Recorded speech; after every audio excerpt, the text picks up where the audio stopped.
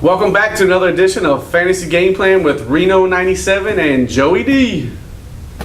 So I guess as we're looking at the fantasy game plan, drafting, preparation for looking forward to next week, what are some of the keys, man, when we're drafting? There's a lot of things that go into draft day. There's a lot of preparation leading up to it. But the one key thing for draft day prep is food. Bingo. The right food. You knew people who are doing fantasy football for the first time. You got invited to join a team. It's a big responsibility. Right. But part of that responsibility is making sure you bring the right dish to the draft. Now, some folks draft at restaurants. Some folks draft at, we drafted a guy's basement. Everybody's responsible for their own dish. And you don't want to be the guy who brings the weak dish. Nothing worse than having some bad food or having maybe even not enough. Right. Or, what's the phrase that goes, as strong as your weakest dish or something like that? Yeah. As strong as your weakest dish? Yeah. That goes for draft day. Be the wings guy. Be the salsa and chip guy. Yeah. But bring queso. Don't just bring salsa and chips. Go the extra mile. Bring the queso. What's your favorite dish, Reno? I'm a pizza guy myself, you know what I mean? It's easy. You can order it, have it delivered, bring it with you, you know what I mean? So, And pizza's great, but it's a little on the lazy side because you want something you can make yourself. Buffalo cheese dip. Chicken dip. It's always nice, you bring that nice plate that you was homemade. Pizza's good, don't get me wrong. Right. Look at me, I like pizza. But you got to go the extra mile on draft day. My wife has an awesome sausage and cheese dip. You guys would love it. That's what I'm talking about. there we go. He already called out, so he's bringing the dip in already. That's for our draft. There you go. But again, food's important for all you starting out for the first time draft day. Make sure it's good food. Now, what I also like to do, what's also important for you new guys or for the new veterans, if you're drafting with a bunch of people I like to throw smoke screens out. You know what smoke screens are? One that you did last year. What's a smoke screen?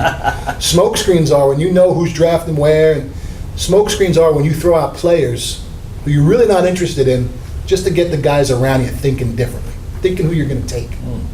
It's always an interesting strategy. I always like to do that. We got a guy in our draft that doesn't like to throw out names. That's true. He doesn't like to throw out names. But I'm not talking during the draft. You never want to throw out names during the draft. Right. I'm talking weeks leading up to the draft. You're having conversations. Throw out a couple of names and a couple of players you're thinking about taking that you're not really thinking about taking. Speaking of players, who are your guys' top 3 fantasy players? Well, first of all, for me, anybody can draft a Adrian Peterson, the top guys. I think you get your most value is in those sleepers. Last year for me, it was Cecil Shorts. A guy that really wasn't on the radar. I got him in the late rounds. He ended up, paying big dividends for me. Absolutely. And guys like in our draft, guys took T.Y. Hilton. Yeah. Cecil Shorts. A lot of guys, you got to pay attention to preseason. Now, fantasy football, you get invited to play, you newbies out there, you got to put the work in. You got to watch some preseason. Mm-hmm. You got to read the box scores. You've got to know what's going on. There's nothing worse than the one guy who doesn't know the right name on the player, doesn't know the position, and is that weak link. Don't be the weak link during the draft. That's what I'm saying. I got 2 guys right now that I've been kind of checking out. Just 2 guys you want to keep your eye on. Tyvon Austin, guy from West Virginia. He's been getting a lot of reps, and he's been targeted quite a bit for St. Louis. Now, our director, he's a little bit upset. It's Tavon Austin. Okay, Tavon. He just said that. Okay. He's from Chicago. Is the accent? Did you pick up the accent?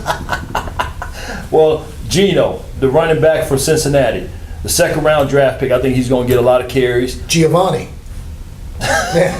Wait. Why don't you just put the camera this way, director? Because obviously our ex-NFL star with his Gucci shoes hasn't really put the prep in. Now I'm gonna cut Ronaldo some slack because it's only his second year. I'm a rookie, man. Come on. He's not a rookie anymore, but it's only his second year. But make sure you got those names right. I was just talking about the names, and our resident expert who played the game 13 years, who knows these guys personally, just butchered 2 names that we're talking about. All right, so let me talk about some players too. How do you throw a West Virginia player out with our director right here? That's just wrong. Yeah. He's from West Virginia. He's from West Virginia. Yeah, You you're gonna right. mess up his name? Yeah, you're right. All right. Now, draft prep still. Study those running backs. Running backs. Quarterbacks deep this year. Guys I like, and Ronaldo's right.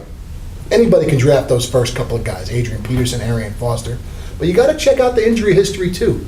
LaShawn McCoy, he's concussion prone now. Arian Foster, another year older. Ben Tate's pretty good. So what do? Those first couple of rounds are easy. You pick your running backs, you pick your wide receivers. It's those mid to late rounds you got to find that jewel, that diamond in the rough. Well, let's talk about Chris Johnson. CJ2K. Yeah. Hey, you know what? Tennessee has taken great lengths to bolster up their offensive line. They got that guy Levitra. They've drafted offensive linemen. They're going to run the ball hard this year. They also got Sean Green, who was marginal for the Jets. Right. Gangrene. They got him for a reason, though. They're going to run. I like CJ2K. I don't like him in the first 6-7 picks. I like him towards the end. Towards the end, you think he'll even be there towards the end? He might not make it. Depends on what, if you're a 10-team league or 12. He won't be there. He won't be there in a 12-team league at the end. Right So now, he's projected to go second round, but I don't know. I think he's going to move up the draft board. MJD. MJD, here's a guy that I drafted last year. Did you wrong last year? Did me bad, man. Didn't pan out quite like I wanted him to. You know, kind of came out the gate pretty good, and he had that foot injury and didn't see the field again. And I kept him on my board thinking he was going to come back because, you know, here's a part where, you know, you're studying, you keep trying to find those nuggets, and it never came through for me. You know, I end up, I think losing because of that whole reason. That's true, because that was an early on draft pick. Yeah. Now, one of your fellow owners, I won't mention who it was, threw you a nice olive branch and made a trade for you so you had another running back. But one thing you got to remember, injuries are going to happen. Everybody, and injuries are one play away. Just make sure you know who you're drafting in those mid to late rounds when it's your time to go. All right, tell us what we're going to talk about next week. We're going to talk about draft.